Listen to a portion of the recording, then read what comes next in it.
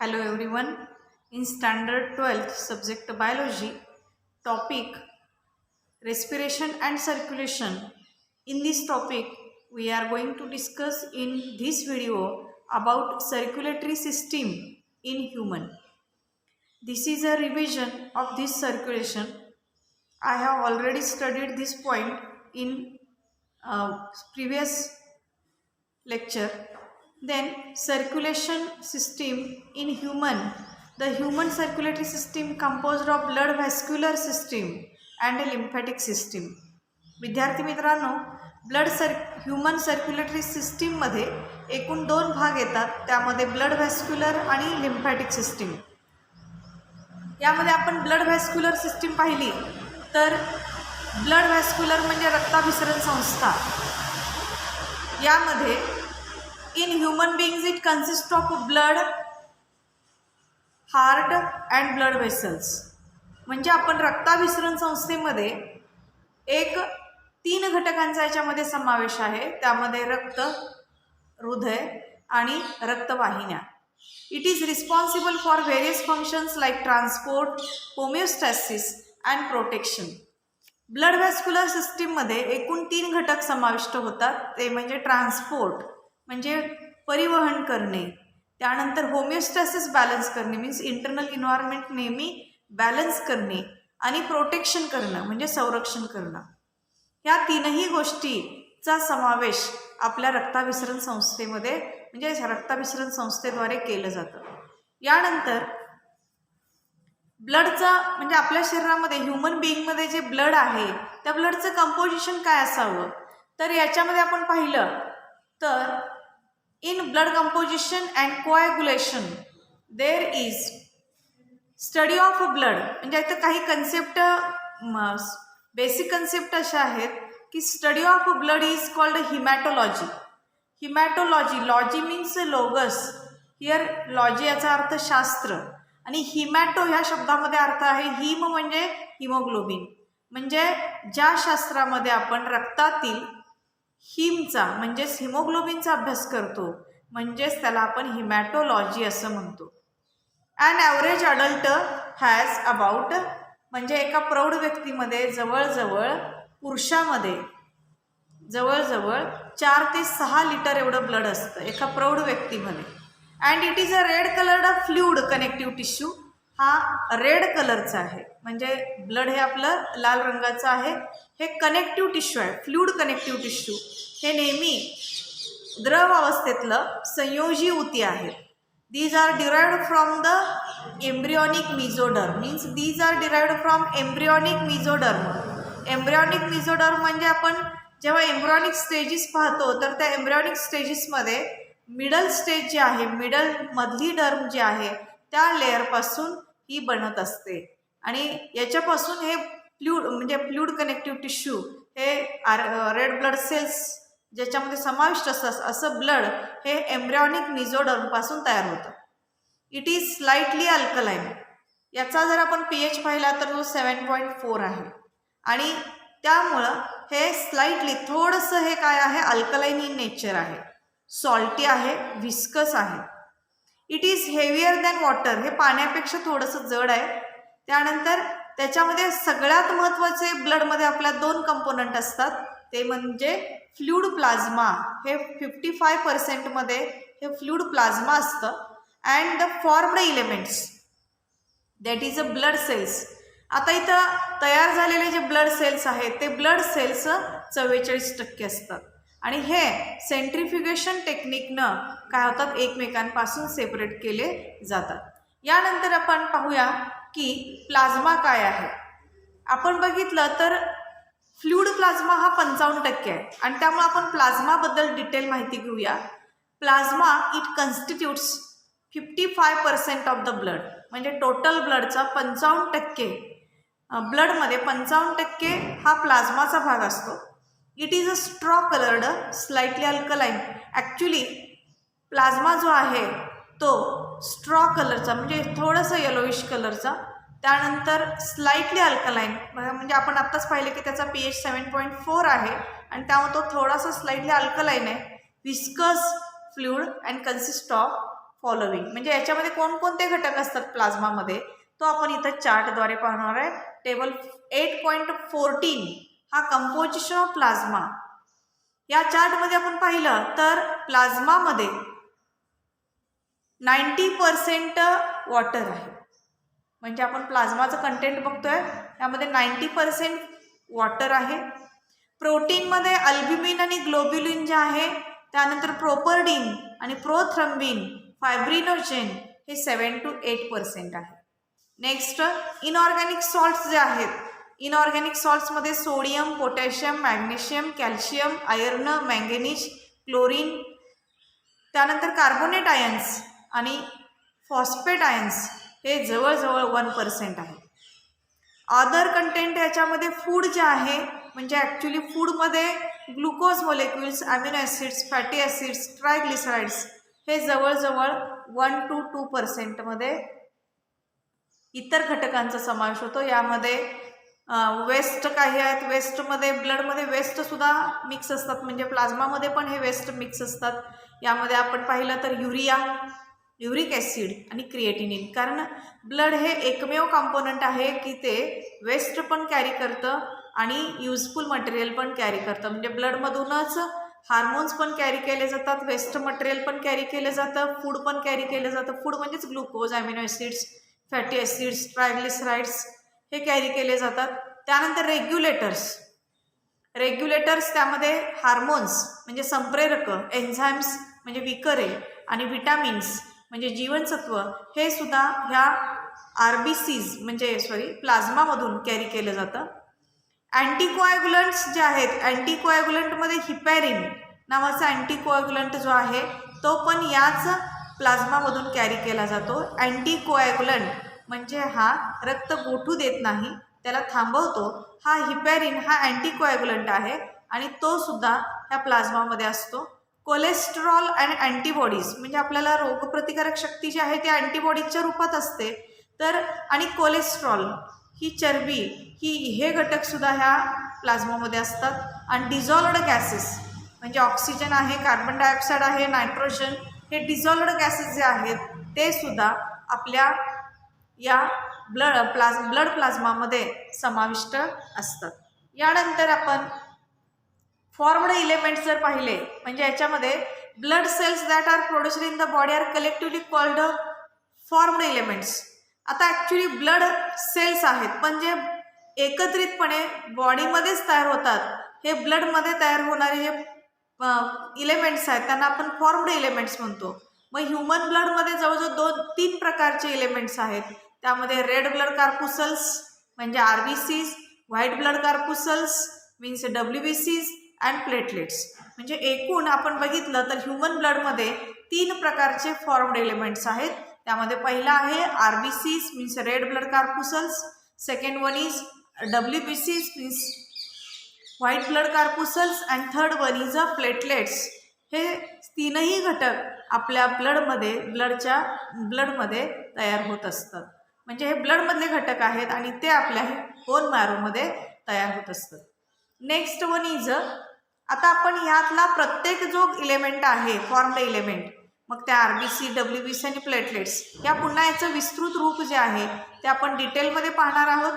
Red blood कार्पुसल्सलाच आपण erythrocytes असं म्हणतो.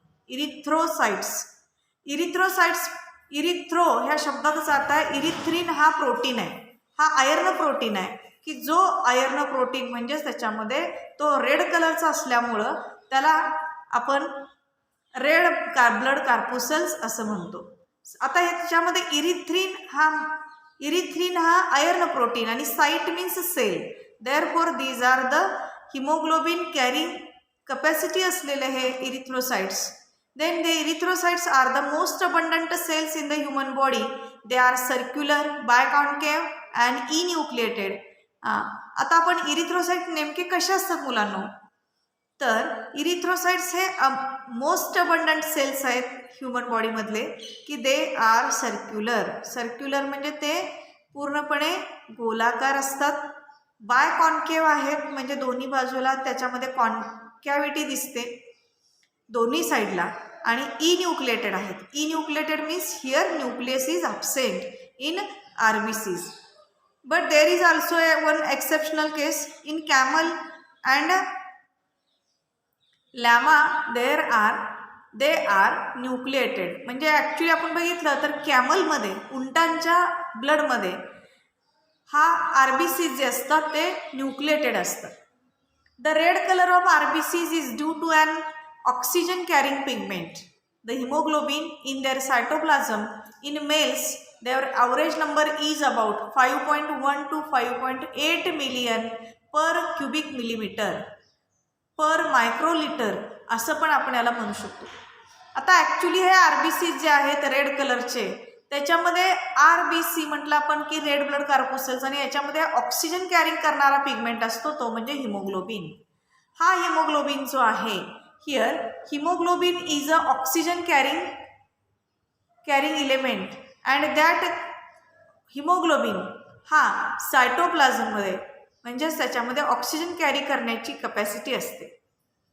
ॲक्च्युली आपण आता हा हिमोग्लोबिन मेलमध्ये किती असतो आणि फिमेलमध्ये किती असतात हे जर पाहिलं तर इन मेल्समध्ये याचा ॲव्हरेज नंबर जो आहे तो 5.1 to 5.8 million per cubic millimetre.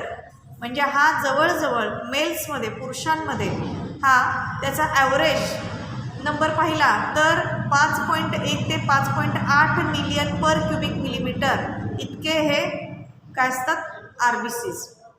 आणि फिमेल्समध्ये बघितलं आपण, स्त्रियांमध्ये, तर ही व्हॅल्यू जी आहे ती थोडीशी कमी झालेली आहे. स्त्रियांमध्ये आपण जर पाहिलं तर 4.3 to 5.2 million per cubic millimetre. This is called total RBC count. यालाच आपण टोटल RBC काउंट म्हणतो. म्हणजे आपण या मेल आणि फिमेलचं कंपॅरिझन केलं तर मेल्समध्ये RBCची संख्या जास्त आहे, फिमेलमध्ये ही थोडीशी संख्या कमी आहे. The average life span. विद्यार्थी मित्रांनो, हा कन्सेप्ट लक्षात ठेवा की आपल्याला हे व्हेरी शॉर्ट आन्सर क्वेश्चनला हा प्रश्न येऊ शकतो की average life span of RBC is 120 days. म्हणजे आपण RBCचा लाईफ स्पॅन किती असतं तर RBC फक्त 120 दिवसच जगू शकतात, त्यानंतर ते आपोआप डेड होतात. The process of formation of RBCs is called erythropoiesis. म्हणजे RBC तयार होण्याची जी प्रोसेस आहे याला आपण इरिथ्रोपायोसिस म्हणतो. विद्यार्थी मित्रांनो, लक्षात ठेवायचं की इरिथ्रो मीन्स RBC आणि poiesis means formation, and therefore RBC तयार होण्याची जी प्रोसेस आहे याला आपण इरिथ्रोपायोसिस असं म्हणतो. Next one is RBCs are produced from haemocytoblast or reticulocytes. RBC जे तयार होतात हे तयार झाल्यानंतर त्या हिमोसायटोब्लास्ट किंवा रेटिक्युलोसाइट्स या ठिकाणी तयार होतात. Erythropoietic organ of the foetus in the liver. Foetus is the liver. आता ॲक्च्युली इरिथ्रोपायोटिक जी प्रोसेस आहे म्हणजे RBC फॉर्मेशनची ती फिटस कंडिशनमध्ये, फिटस म्हणजे अर्भकाच्या अवस्थेमध्ये, बाळ जेव्हा गर्भाच्या आत असतं म्हणजे ते फिटस कंडिशनमध्ये असतं तेव्हा ही RBC प्रोडक्शनची प्रोसेस म्हणजे इरिथ्रोपायोसिसची प्रोसेस ही त्याच्या लिव्हरमध्ये होत असते. म्हणजे इरिथ्रोपायोसिसची प्रोसेस या फिटसमध्ये लिव्हरमध्ये होते आणि स्प्लीनमध्ये. आता लिव्हर म्हणजे यकृत आपल्याला माहीत आहे, आपल्या राईट साईडला आपल्या फुफ्फुसाच्या खालच्या बाजूला म्हणजे रिब केजच्या खाली आपल्या लिव्हर लोब्स असतात आणि स्प्लीन जे आहे ते स्प्लीन स्टमकला बाहेरून चिकटलेले असतात. तर ह्या दोन्ही ठिकाणी हे फिटस कंडिशनमध्ये इरिथ्रोपायोसिसची प्रोसेस होत असते. आणि अडल्टमध्ये आपण जर पाहिलं, अडल्ट म्हणजे प्रौढ व्यक्तीमध्ये, तर हीच प्रोसेस म्हणजे इरिथ्रोपायोसिसचीच प्रोसेस ही आपल्या रेड बोन मॅरोमध्ये होत असते. रेड बोन मॅरो याचा अर्थच आहे की आपले लांब हाडं जे आहेत हाताची आणि पायाची त्याच्यामध्ये ह्युमर आहे, टिबिया फिब्युला आहे, फिमर आहे आणि रेडिओल्ना, ह्या मोठ्या हाडांमध्ये हा रेड बोन मॅरोमध्ये हा इरिथ्रोपायोसिसची प्रोसेस होते. Vitamin B12, folic acid, haem protein are required for production of RBCs. आता विटामिन B12 जो आहे, B12 विटामिन, विद्यार्थी मित्रांनो लक्षात घ्या की B12 विटामिन, फॉलिक ॲसिड आणि हिम प्रोटीन हे सगळे यांची रिक्वायरमेंट असते. कशासाठी? Production of RBC. म्हणजे RBC तयार व्हायचे असतील तर 3 घटक महत्त्वाचे आहेत की विटामिन B ची कमतरता असता कामा नये शरीरामध्ये, त्यानंतर फॉलिक ॲसिड म्हणजे आयर्न आपल्या शरीरामध्ये असायला हवं, आणि शिवाय हिम प्रोटीनची पण गरज आहे. The old and worn out RBCs are destroyed in the liver and spleen. ग्रे ॲड of RBCs and condition with increase in the number of RBCs is called a polycythemia. आता आपण विद्यार्थी मित्रांनो पाहणार आहे की RBCs, जुन्या RBC आणि ज्या ओल्ड अँड वॉर्न आउट म्हणजे ज्या कमकुवत झालेल्या आहेत किंवा ज्या RBCची लाईफ स्पॅन संपलेला आहे, हे लिव्हर आणि स्प्लीनमधूनच काय केलं जातं, डिस्ट्रॉय पण केलं जातं, बाहेर काढून टाकलं जातं. Then condition with increase in the number of RBCs. समजा RBCची संख्या प्रमाणापेक्षा वाढली, म्हणजे इन्क्रीजिंग RBC म्हणजे संख्या त्याची प्रमाणापेक्षा नॉर्मल व्हॅल्यूपेक्षा वाढली, तर याला आपण पॉलिसायथेमिया असं म्हणतो. म्हणजे आपण याला म्हणतो पॉलिसायथेमिया, म्हणजे प्रमाणापेक्षा जर RBCची संख्या वाढली तर ते पॉलिसायथेमिया. आणि जर ही संख्या कमी झाली, म्हणजे RBCची संख्या जर कमी झाली, decrease in number of RBC is called erythrocytopenia. म्हणजे जर संख्या कमी झाली तर आपण त्याला इरिथ्रोसायटोपेनिया म्हणायचं. मी पुन्हा एकदा सांगते, RBCs फॉर्मेशन होतात त्याला आपण इरिथ्रोसायटोपायोसिस म्हणतो, इरिथ्रोपायोसिस. आणि RBCची संख्या प्रमाणापेक्षा वाढते तेव्हा पॉलिसायथेमिया, पॉली मीन्स मेनी, आणि हीच संख्या कमी होते तेव्हा इरिथ्रोसायटोपेनिया म्हणतो. The hormone erythropoietin. आता इरिथ्रोपायोसिस म्हणजे फॉर्मेशन, ह्याच्यासाठी जो हार्मोन आहे इरिथ्रोपायोटिन नावाचा hormone is produced by the kidney cells. हे कुठून तयार होतात, आपल्या किडनी सेल्सकडून, आणि या बोन मॅरोला स्टिम्युलेशन देतात की त्यांनी RBCs प्रोडक्शन करावं. म्हणजे आपल्या शरीरातले जे लांब हाड आहेत हाताच्या आणि पायाची, त्यामध्ये मी मगाशी पण याचा उल्लेख केलेला आहे की ह्युमरस, रेडिओअल्ना, फिमर अँड टिबिया फिब्युला ह्या लॉंग बोन्समध्ये आतमध्ये जी पोकळी असते तिला आपण बोन मॅरो म्हणतो. ह्या बोन मॅरोमध्ये हे आपले RBCs तयार होतात. मॅच्युअर इरिथ्रोसाइट्स जे आहेत म्हणजे mature RBCs is divide of nucleus, mitochondria और अदर मेम्ब्रेन बाउंड सेल ऑर्गॅनिलीज. म्हणजे ह्या मॅच्युअर इरिथ्रोसाइट्समध्ये RBCsमध्ये की न्यूक्लियस शिवाय मायटोकॉन्ड्रिया आणि इतर काही cell membrane bound cell organelles त्याच्यामध्ये प्रेझेंट असतात. In cytoplasm that is a stroma is rich in haemoglobin. Stroma जो आहे त्याच्यामध्ये हिमोग्लोबिन भरपूर असतो. And oxygen carrying proteinaceous pigments that gives red colour to the RBCs and blood.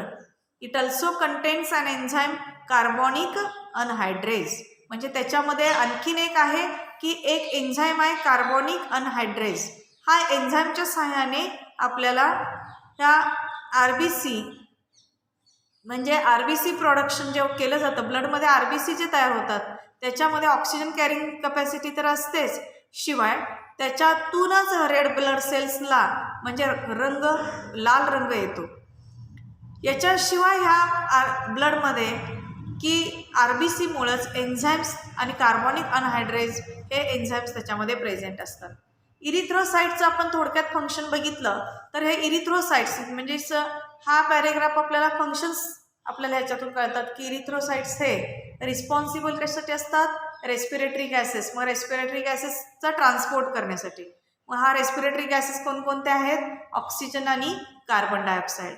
शिवाय याच्याकडून pH maintain केला जातो आणि ब्लडची विस्कोसिटी पण मेंटेन केली जाते. They also contribute in the process of blood clotting. याच्याशिवाय याच्यातून ब्लड क्लॉटिंग ही प्रोसेस कंट्रीब्यूट केली जाते. Haematocrit is the ratio of volume of RBCs to the total blood volume of blood. It is different for men and women. म्हणजे आपण की erythrocytes जे आहेत तर ते ब्लड क्लॉटिंगसाठी सुद्धा रिस्पॉन्सिबल असतात. एवढंच नव्हे, तो हिमॅटोक्रीट हा जो रेशो आहे, हिमॅटोक्रीट म्हणजे हा एक प्रकारचा रेशो आहे की ज्याच्यामध्ये volume of RBCs to the total volume of blood म्हणजे एकूण रक्त शरीरामध्ये किती प्रमाणात ब्लड आहे त्या प्रमाणात म्हणजे रक्ताच्या प्रमाणात किती RBCचा प्रमाण आहे म्हणजे त्याचा आकारमान, रक्ताचं आकारमान जेवढं आहे त्याच्या प्रमाणात RBCचं प्रमाण किती आहे याचं जे रेशो आहे त्याला आपण हिमॅटोक्रिट असं म्हणतो. It is different for men and women. म्हणजे हे मेन आणि वुमेनच्या बाबतीत म्हणजे पुरुष आणि स्त्रियांच्या बाबतीत हा रेशो वेगवेगळा असतो. यानंतर नेक्स्ट आपण the next part that is a white blood corpuscles or it is also called as a leucocytes. Leucocytes म्हणजेच आपण याला व्हाईट ब्लड कार्पुसल्स म्हणजेच पांढऱ्या रक्तपेशी असं म्हणतो. यामध्ये ल्युकोसाइट्स आपण जसं त्याला म्हटलेलं आहे पांढऱ्या म्हणूनच त्या कलरलेस असतात. म्हणजे याच्या नावावरून ॲक्च्युली ह्या कलरलेस असतात, न्यूक्लिएटेड असतात. म्हणजे RBC ह्या कशा रेड असतात पण ह्या कलरलेस असतात. ते इन्यूक्लिएटेड असतं म्हणजे त्याच्यात न्यूक्लियस नसतो. पण WBC मध्ये ह्या सेल्स सर्व न्यूक्लिएटेड असतात म्हणजे ह्याच्यामध्ये न्यूक्लियस प्रेझेंट असतो. And these are amoeboid cells. Amoeboid cells means ह्या अमिबा लाईक असतात, लार्जर दॅन RBCs म्हणजे RBC पेक्षा ह्या आकाराने मोठ्या असतात. Due to their amoeboid movement they can move out of the capillary walls by a process of डायपिडेसिस.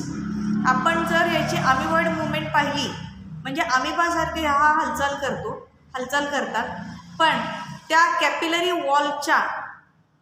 Capillary वॉलमधून त्याची जेव्हा मुवमेंट होत असते त्यावेळेला त्याला आपण डायपिडेसिस असं म्हणतो. A normal adult has an average. आपण एका प्रौढ व्यक्तीमध्ये व्हाईट ब्लड कार्पुसल्स म्हणजे पांढऱ्या रक्तपेशी किती असतात याचं प्रमाण जर पाहिलं तर ह्या पांढऱ्या रक्तपेशी 5000 ते 11000 WBC ह्या पर क्युबिक मिलीमीटरला एवढ्या रक्तामध्ये असतात. म्हणजे पर क्युबिक मिलीमीटर रक्तामध्ये ह्या 5000 ते 11000 एवढ्या संख्येनं ह्या एका नॉर्मल अडल्टमध्ये ह्या WBC प्रेझेंट असतात. यानंतर डिक्रीज इन नंबर ऑफ म्हणजे जर आपल्याला ह्या WBCची संख्या कमी झाली तर WBCची संख्या जर कमी झाली म्हणजेच आपण जर पाहिलं तर ही संख्या जर 4000 पेक्षा मला ब्लडमध्ये जर ही संख्या कमी झाली तर याला आपण ल्युकोपेनिया असं म्हणतो. म्हणजे जर ही संख्या 4000 पेक्षा कमी झाली तर याला आपण ल्युकोपेनिया असं म्हणतो. आता याच्यामध्ये ही it is common in HIV. म्हणजे अशी कंडिशन कधी येते जेव्हा HIVचं इन्फेक्शन झालं असेल. शिवाय HIVचं इन्फेक्शन आहे याचा अर्थ असा आहे की एड्सनी बाधित व्यक्तीला असं होऊ शकतं. आणि एड्स किंवा TB पेशंट्समध्ये सुद्धा म्हणजे TB means tuberculosis.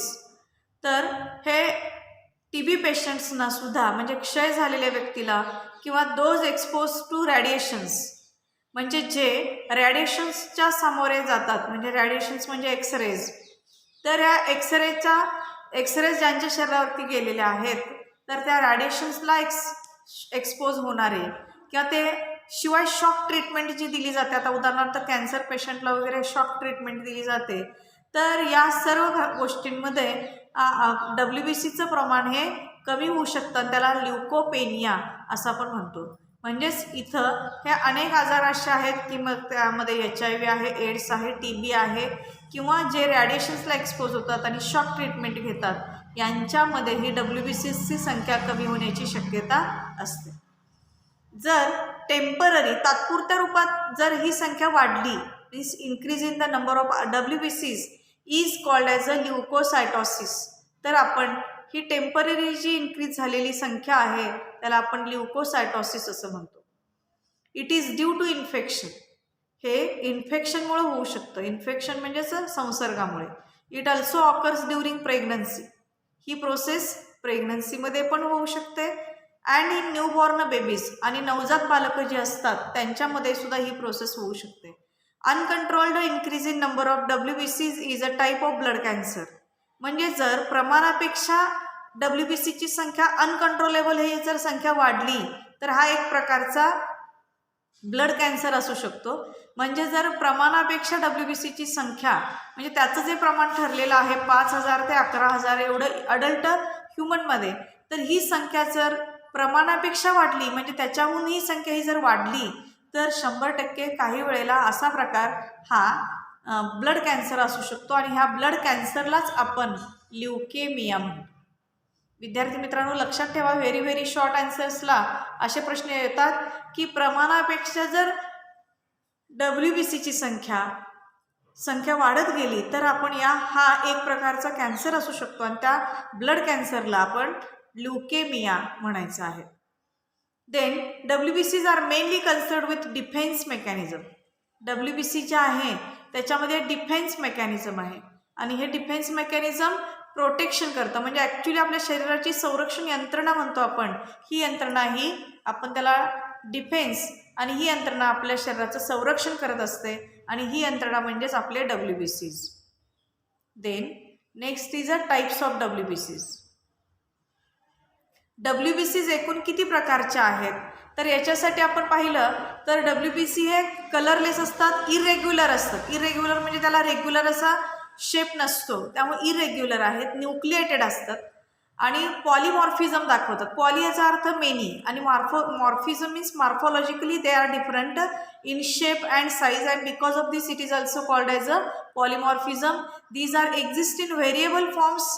They can be classified into two main types such as granulocytes and agranulocytes. एकूण याचे दोन प्रकार आहेत, ग्रॅन्युलोसाइट्स आणि दुसरा प्रकार आहे अग्रॅन्युलोसाइट्स. आता यामध्ये पहिला जो प्रकार आहे ग्रॅन्युलोसाइट आपण हा पाहणार आहोत. ग्रॅन्युलोसाइट या शब्दाचाच अर्थ आहे की those WBCs which have granular cytoplasm are called granulocytes and are also called as a polymorphonuclear leukocytes, that is a PMN cells. They have lobulated nuclei in different shapes. Granulocytes are formed from myeloid stem cells and once formed do not divide. Granulocytes constitute about 72% of total WBCs. म्हणजे आपण जर फक्त WBCचा विचार केला तर त्यात एकूण WBCs पैकी 72% WBCs हे ग्रॅन्युलोसाइट्स आहेत आणि हे ग्रॅन्युलोसाइट्स हे सिक्रिटरी व्हेसिकल्समध्ये त्याच्यामध्ये वेगवेगळे सिक्रिशन्स आणि एन्झाइम्स हे सिक्रिट करतात. Depending upon the staining property of the granules these granulocytes are classified into 3 types as. आता आपण हे जे ग्रॅन्युलोसाइट्स आहेत त्याचे एकूण 3 टाइप्स आहेत. त्यामध्ये पहिला प्रकार आहे न्यूट्रोफिल्स, दुसरा आहे बेसोफिल्स आणि तिसरा आहे ॲसिडोफिल्स. आपण याच्या डायग्राम खाली पाहणारच आहोत की इथं आपल्या समोर ह्या डायग्राम तिन्ही डायग्राम आपल्याला दिसत आहेत.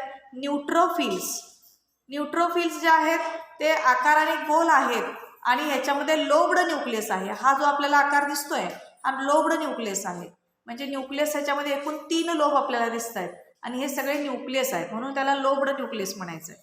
Next one is a basophil जो आहे तो बेसोफिल आपण पाहिलं. आता याच्यामध्ये आपण पाहतो हे ग्रॅन्युलोसाइट असल्यामुळे याच्या संपूर्ण सायटोप्लाझममध्ये आपल्याला इथं ग्रॅन्युल्स दिसत आहेत. Therefore, it is called as a granular cytoplasm or granulocytes. Then second one is a basophil. Basophil आकाराने लहान असतात. These are small in size and also contains granules in cytoplasm. Here nucleus is a bilobed. आता ह्याच्यामध्ये nucleus हा छोटा आहे, bilobed आहे. आणि तिसरा प्रकार जो आहे इओसिनोफिल हा सुद्धा सर्क्युलर इन शेप, त्याच्यामध्ये न्यूक्लियस हा बायलोब्ड आहे आणि शिवाय डंबेल शेपड आहे तो, आणि शिवाय त्याच्यामध्ये ग्रॅन्युलर सायटोप्लाझम प्रेझेंट आहे. यानंतर next one is neutrophils. Granules are very fine, large in number. Granules अतिशय संख्येनं बारीक असतात, मायन्यूट असतात. And these are large in number, म्हणजे सायटोप्लाझममध्ये ते भरपूर असतात. हे नेहमी न्यूट्रल स्टेनस म्हणजे त्या डायझनस हे काय केले जातात, स्टेन केले जातात. म्हणूनच न्यूट्रल स्टेनवरून त्याला नाव पडलेलं आहे neutrophils. Then these are about total WBC पैकी 70% हे न्यूट्रोफिलच असतं. These are spherical in shape, म्हणजे आकाराने ते गोल असतात. न्यूक्लियस हे त्याचे सेव्हरल न्यूक्लियस, म्हणजे त्याच्यामध्ये 2 पेक्षा जास्त लोब असल्यामुळं 2 to 7 लोब्ड स्ट्रक्चर त्याच्यामध्ये आहे. These are able to perform amoeboid movement, त्याच्यामध्ये अमिबॉइड मुवमेंट आहे आणि फॅगोसायटोसिस. अमिबॉइड मुवमेंट म्हणजे हे ब्लडमध्ये अमिबॉइड मुवमेंट, अमिबासारखे ते हालचाल करतात. फॅगोसायटोसिस हे त्याचं फंक्शन आहे. फॅगोसायटोसिस मीन्स फॉरेन पार्टिकलला ते इंगल्फ करून टाकतात. They are responsible for destroying pathogens by the process of, म्हणजे बाहेरून आलेला पॅथोजन जो आहे त्या पॅथोजनला डिस्ट्रॉय करण्याचं काम करतात, म्हणून त्याला फॅगोसायटोसिस असं आपण म्हणतो. Then pus is a mixture of dead neutrophils, damaged tissues and dead microbes. याच्यामध्ये पस जो तयार होतो तो त्याच्यामध्ये डेड झालेले न्यूट्रोफिल्स म्हणजे मृत झालेले न्यूट्रोफिल्स असतील किंवा काही पार्ट डॅमेज झालेले, नष्ट झालेले, काही म्हणजे ज्याचा वापर झालेला आहे असे काही खराब झालेले टिश्यू असतील आणि डेड झालेले सूक्ष्मजीव असतील तर ह्यांचं जे मिश्रण असतं त्याला आपण पस म्हणतो. नेक्स्ट न्यूट्रोफिलचा पार्ट जो आहे नेक्स्ट WBCचा पार्ट जो आहे बेसोफिल्स, तर त्या बेसोफिल्सलाच आपण सायनोफिल्स पण म्हणतो. These cells have very few granules of large size, आकाराने थोड्याशा मोठे ग्रॅन्युल्स असतात ह्याच्यामध्ये आणि हे बेसिक स्टेननं डाय केले जातात म्हणून याला बेसोफिल्स म्हणतो. हा बेसिक स्टेन आहे मिथिलिन ब्ल्यू आणि ह्या मिथिलिन ब्ल्यूनं हा स्टेन केला जातो म्हणून याला आपण बेसोफिल्स म्हणतो. दीज आर नॉन फॅगोसायटिक, म्हणजे आपण पाहिलं तर हे नॉन फॅगोसायटिक असतात, म्हणजे हे फॅगोसायटोसिसची प्रोसेस करत नाहीत. पण these are small spherical cells and are about 0.5 to 1% of total WBCs, म्हणजे याच्या एकूण WBCs पैकी 0.5 ते 1% हे एवढे बेसोफिल्स असतात. न्यूक्लियस आपण यातला पाहिला, आता आपण आकृती पाहिलेली आहे, ट्विस्टेड न्यूक्लियस असतो, ट्विस्टेड म्हणजे वक्राकार. And they are present in infected and allergic conditions only, म्हणजे हे जिथं इन्फेक्शन झालेलं आहे ज्या पार्टला, जिथं संसर्ग कोणताही झालेला आहे आणि ॲलर्जिक कंडिशन्समध्ये हा प्रेझेंट असतो. बेसोफिल्स हे हिपॅरिन सिक्रीट करतात की जो अँटीकोॲग्युलंट आहे, हिस्टामाइन आणि सिरोटोनिन नावाचे हार्मोन हे सिक्रीट करतं. Next one is a eosinophil or it is called as acidophils.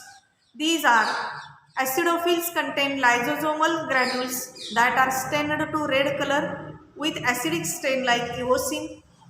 ॲसिडोफिल्स जे आहेत त्याच्यामध्ये लायझोझोमल ग्रॅन्युल्स आहेत की जे रेड स्टेन केले जातात, ॲसिडिक स्टेन केलं जातं इओसिननं आणि त्यामुळे त्याला इओसिनोफिल असं देखील नाव आहे. इओसिनोफिल हे टोटल WBC पैकी फक्त 1 ते 3% असतं. न्यूक्लियस हा बायलोब्ड असतो. They destroy antigen antibody complex by phagocytosis. याचा न्यूक्लियस हा बायलोब्ड असतो आणि त्यामुळं हा फॅगोसायटोसिसची प्रोसेस हे पूर्ण करतात. त्याच्यामध्ये अँटीजन अँटीबॉडी कॉम्प्लेक्स जो आहे तो डिस्ट्रॉय केला जातो. देन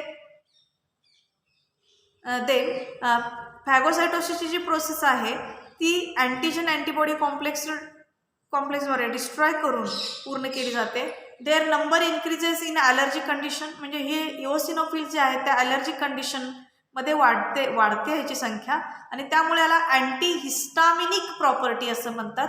दे अँटीहिस्टामिनिक प्रॉपर्टी आणि त्यामुळं they are responsible for detoxification as they are produce antitoxin, म्हणजे विषारी घटकांना नष्ट करण्याचं काम ही इओसिनोफिल करत असतात आणि म्हणून ते अँटीटॉक्झिन निर्माण करण्याचं काम हे डिटॉक्सिफिकेशन प्रोसेस हे इओसिनोफिलमुळं शक्य झालेलं आहे. विद्यार्थी मित्रांनो, पुढील भाग आपण नेक्स्ट व्हिडिओमध्ये पाहणार आहोत.